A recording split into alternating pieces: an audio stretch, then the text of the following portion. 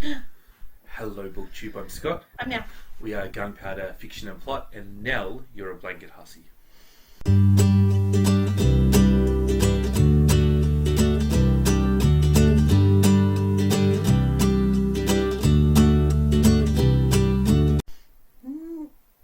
Look, I never had an exclusive arrangement with my previous blanket. No? No. You have an open blanket relationship. Yes. Can you like do a three-way with your blankets? Yes. In fact, Blanket three-ways are the best three-ways. I don't think that 3 is the number I'm going for. It's bloody cold. Blanket orgies. Yeah. If you're new here, we're going to talk about books and Not blankets. not blanket sex. This is our Friday Reads video, and what we're going to start out with, which we're doing for all of our Friday Reads videos, is a shout out. Oh, I shouldn't hit the table the mic's on. Well, you just shouldn't hit things. Yeah, that too. Instead of shouting out a booktuber, I'm going to shout out a specific video this time. But also, you should totally check out the booktuber attached to these videos because she is brilliant. Melissa over at Fully Booked, I'm sure most people will be watching Melissa because she's been around for a bit and she's a good booktuber and fantastic and lots of compliments and superlatives about her channel.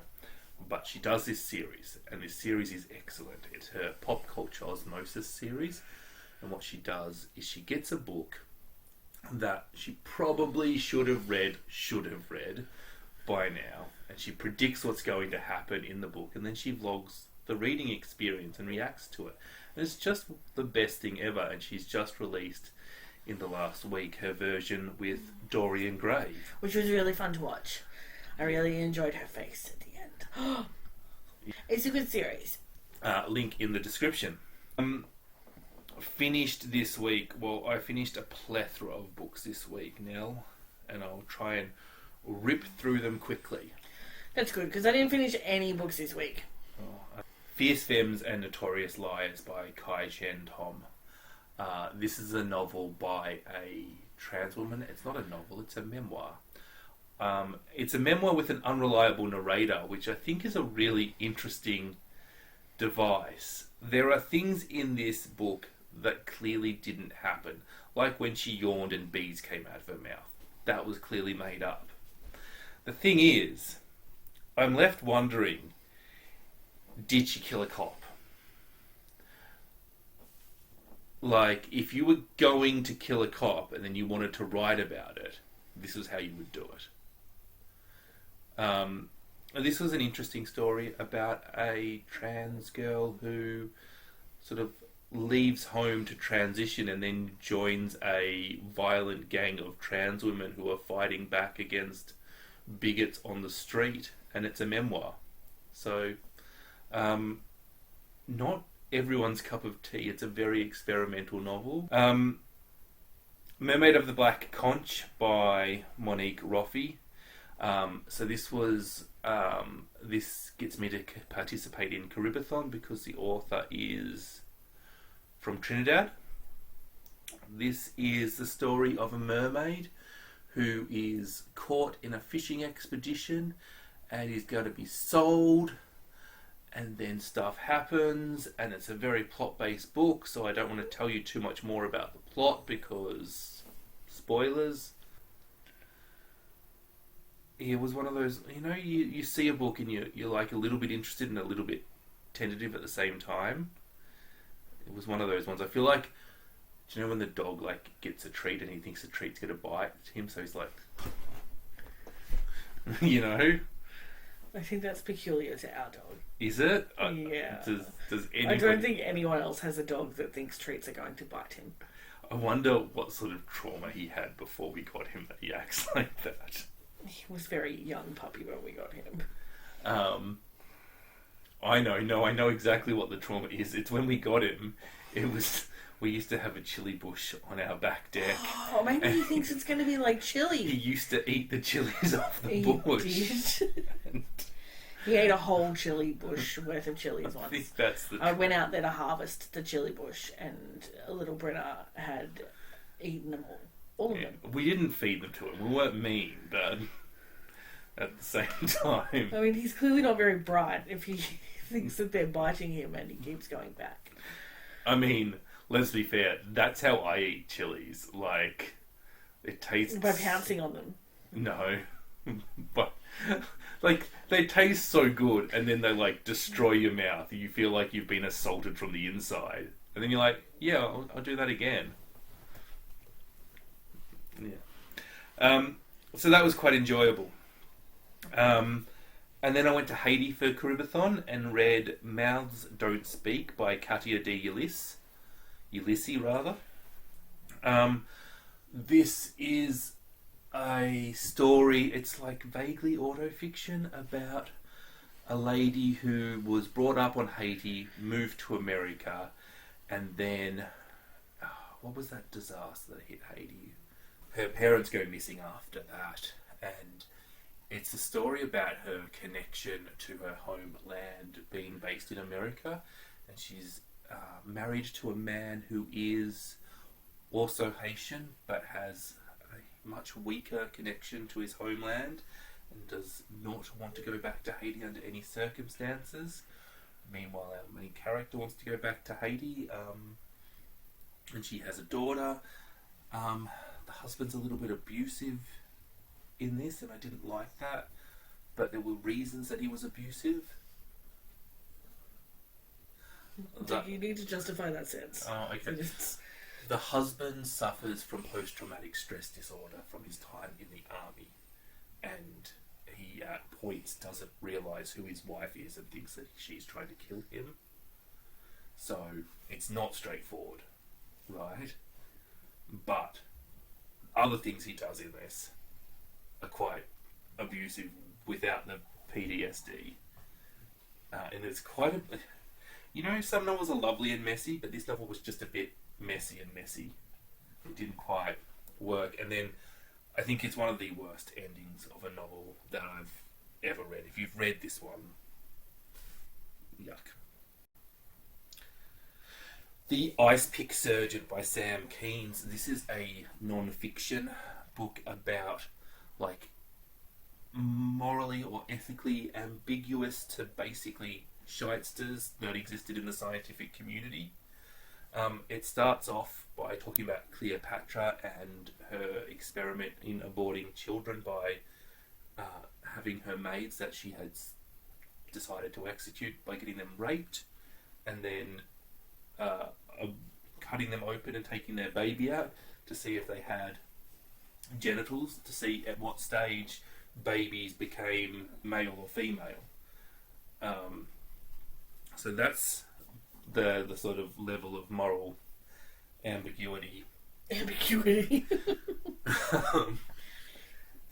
Anyway, he was nice enough to point out that that was clearly not true, because the result of Cleopatra's experiment was 41 days, when in actual fact the result should be 9 weeks.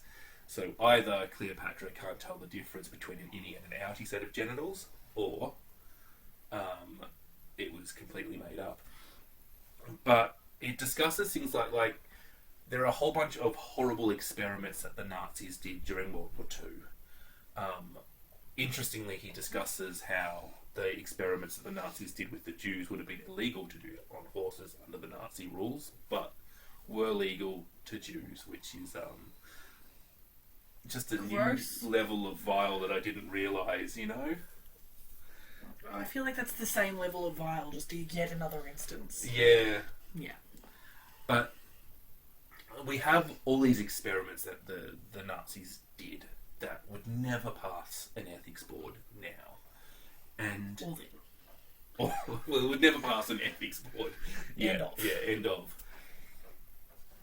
And is it ethical to use the data that the Nazis collected? No. Why isn't it? Because the harm's already been done. Like, being really pragmatic about it. The data exists. But pragmatism and ethics are not the same question. But Is it ethical in a vacuum? No. But you haven't done the bad. No. Why not? Because I think it's fine. For the same reason it's unethical to profit off your colonial privilege.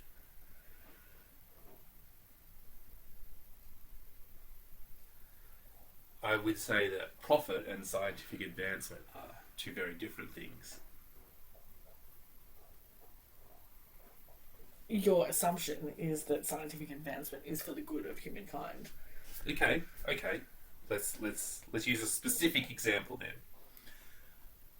The Nazis lowered human body temperature to, he said 80 degrees. I don't know what that is in Celsius, but 80 degrees Fahrenheit, whatever that converts to, probably something like 30, I would say. And then they tested what was the best method to bring those body temperatures back up to 38 degrees body temperature. And what was the least likely to have them lose limbs from hypothermia. Mm-hmm. Right. So if you fall into a lake, do you want me to follow conventional wisdom, or do you want me to follow the experiments that Nazis did, knowing that the difference could be, well, life or death? I want you to follow the best science, but I want you to understand that what you're doing is unethical, and you should be paying reparations to Jewish people for that scientific advancement.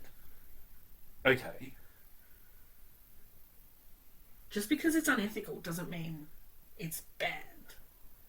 It just means it's unethical. Oh, okay. I see what you're saying. We tend to like to see things in black and white. Yeah, we tend to assume that because something is unethical that we could never ever do that.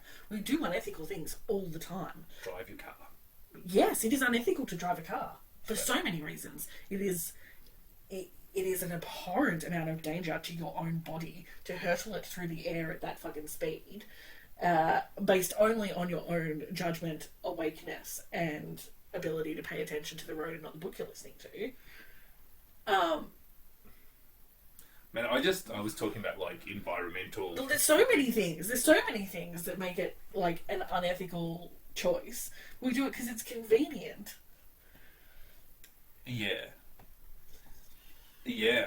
Build your house out of bricks. That's something to fall down a rabbit hole if you don't know about that one. Alright.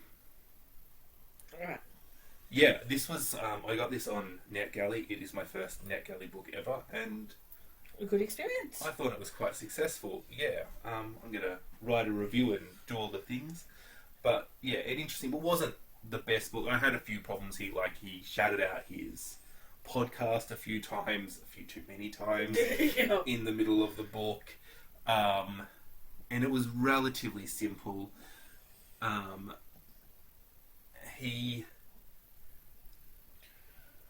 But he was quite, he talked about slavery, and he was very good at saying, I'm going to talk about how this white person who was anti-slavery became pro-slavery, and I'm going to talk about him kind of like he's the victim, but I want to be really explicit here. He wasn't the victim. The victim were the African people who were taken slaves. I kind of liked that. Yeah. Alright. Escape from Baghdad by Saad Hassan, rather. This was compared to Catch-22. It was compared to MASH, an anti-war comedy, and it was intermittently really funny. Some of the jokes were not very PC, but it's very hard to know who's been making fun of who. But really, my big problem with this is, in Catch-22, it's really clear the difference between Yossarian and Major and Milo Minor and Swatchkov. And in this, it really wasn't. All of the characters, there was no time spent developing these characters, which were meant to be distinct parody characters. And I didn't have a feel as to who they were, and they were so interchangeable, and they all had different personalities, but the lack of character development at the start just made the whole book fall apart. And in the end, I basically, there were Americans and there were Iraqis, and that was that. I did particularly like the thing, your job is to go around and kill us, and our job is to go around and kill you, but it doesn't mean we can't have a sense of humour about it. That was a line that I enjoyed from it, but a couple of random one-liners does not make it a good book. No. Inconvenient Daughter by Lauren J. Sharkey. This follows a Korean girl who was adopted. It starts off when she is 14 or 15. She is at that age where she is just rebelling from her mum and being a real brat. And it's the relationship between her and her mum and how she completely destroys it, and how her mum is overbearing, and it's just the story of a really broken girl who is craving something and who doesn't understand the decisions their mother has made, even though when she's writing this she understands the decisions her mother's made, but at the time she doesn't. And then there's the rebellion and the problems that it caused. It really does read like millennial fiction, like disaster woman fiction, but it sort of is a little bit more of a coming of age. I mean, I guess they're all coming of age novels, aren't they? But I felt like it was more of a coming of age novel, if that made sense. This was quite good. I think the adoption themes in it were quite interesting, and that gave it a little bit of originality. And the author is an adopted Korean girl, so nothing special, but good is my sort of take on it.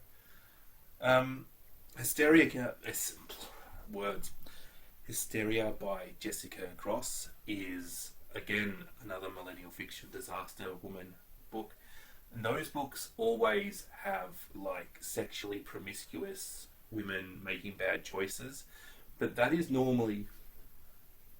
That's an interesting judgment. That the choices are bad or that they're sexually promiscuous. Linking those two ideas. Anyway, carry on. Is that the judgment on me or the author? It just seems to be a theme that... Anyway, this book definitely had that. Mm-hmm.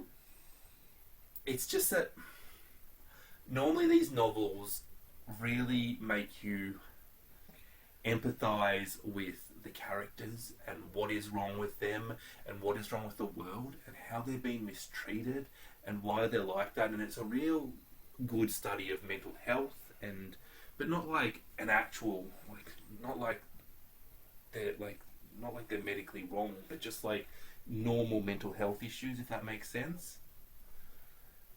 Like every day. I don't know. Yeah. Yeah. This one was really just all about her having sex with random people for dumb reasons, literally all the time, compulsively masturbating, including this surreal psychedelic scene with a bartender who was also Sigmund Freud, who she masturbated in front of and asked to spank her while processing her feelings towards her father. And it was just a bit messy, and it was poorly done. It focused way too much on the sex, and it didn't focus on the reasons why she was... It was clear the reasons in the end, but it didn't work for me. And I normally love those sort of novels, like depressed girl does dumb things sort of novels.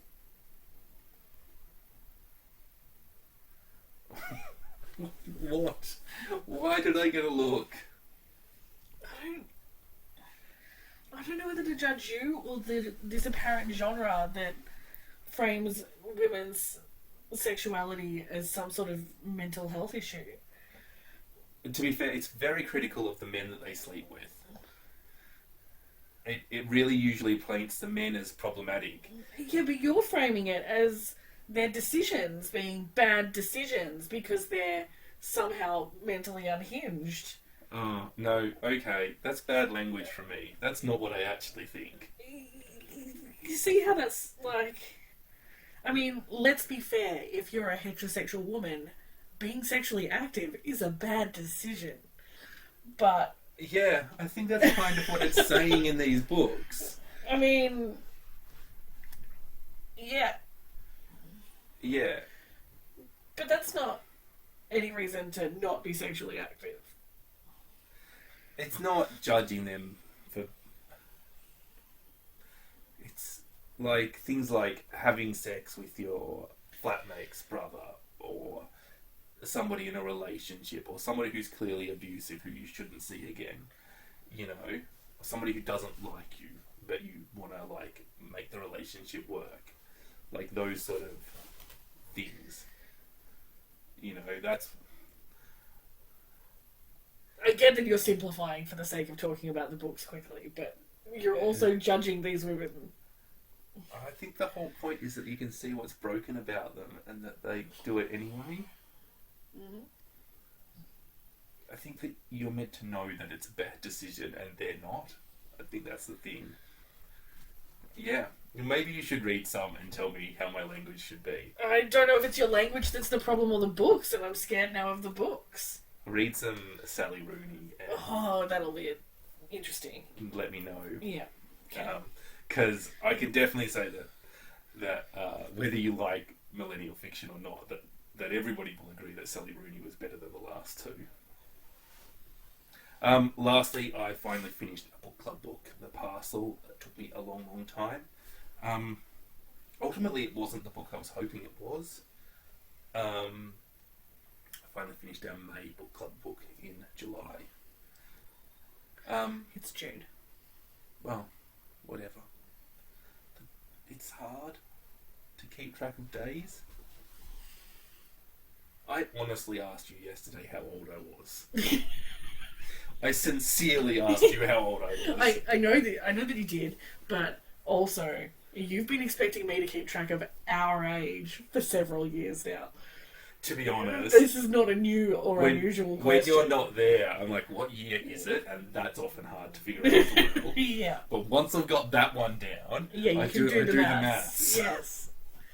I do understand that you don't actually know how old we are. Yes. Yeah, it starts to get depressing and it's better to forget at some point. I think that everybody experiences that no matter what age they're at, but... When we hit some sort of landmark birthday and you're expected to throw me like an enormous party that celebrates what an excellent person I am, I'm not going to remind you. Oh, okay. Well, the good thing is I'm 3 months older than you. So... Right. Anusha Rani's The Parcel is the story of a hijra, which is it's the third gender in some areas of India. Essentially, they are transsexual women, but they're not trans. I don't want to say that they're transsexual women. They are their own thing. They're their own thing. But the closest Western thing we have is a cross between transsexual women and castrated men. If that makes sense. No, it doesn't, and it doesn't matter because I don't need to know what their genitalia are. Okay. Yep. It focuses on this genderqueer group of Indian people who are clearly looked down upon. Yeah. Our main character is a sort of an older one of them. And she is tasked with... she lives in a red light district and is a former prostitute and is a little bit too old to be a prostitute anymore. Cosmetic gross. And yeah, this definitely tells you that. And then her task is to break in a parcel. And a parcel is a 10-year-old girl who has been traded to a brothel and needs to have her spirit crushed so she won't run away. Awesome. It's quite a good book. It took me a long time to read, and it focused a lot more on the experience of being a hijra and a lot less on the experience of being a 10-year-old girl who has been sex trafficked. I mean, good. That makes me want to read it more. Does it? Yeah.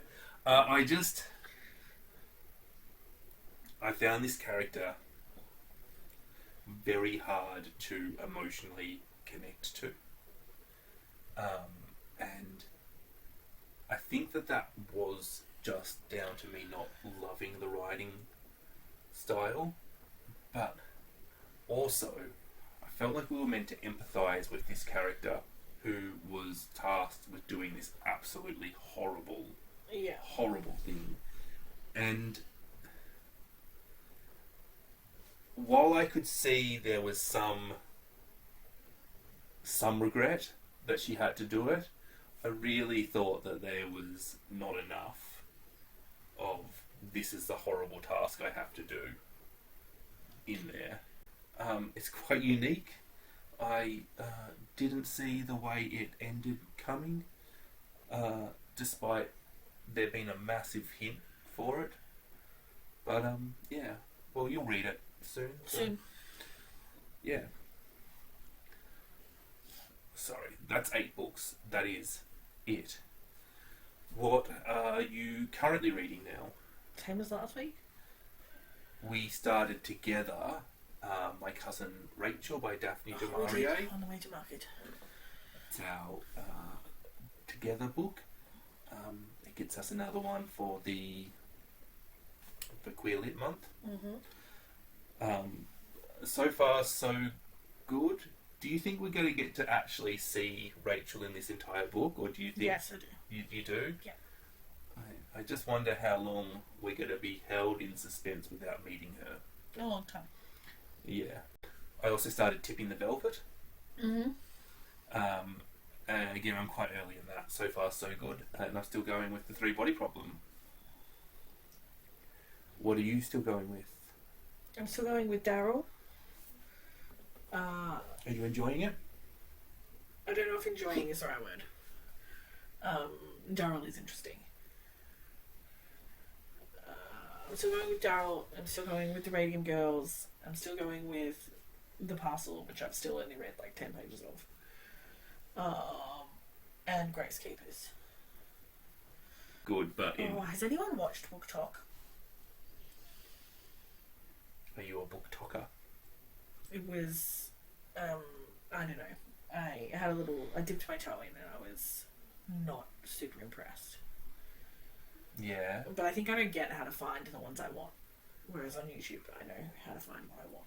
Well, I remember when we first looked up BookTube, we found a whole bunch of channels that are still making content who I won't say negative things about, but they maybe have more than 250,000 followers. Yeah. So you could probably figure out who we are talking about if you want to. And they were not channels for us. And then we found, I think Lauren Wade was the first one we found. And Yeah. She was the first one I really, really liked.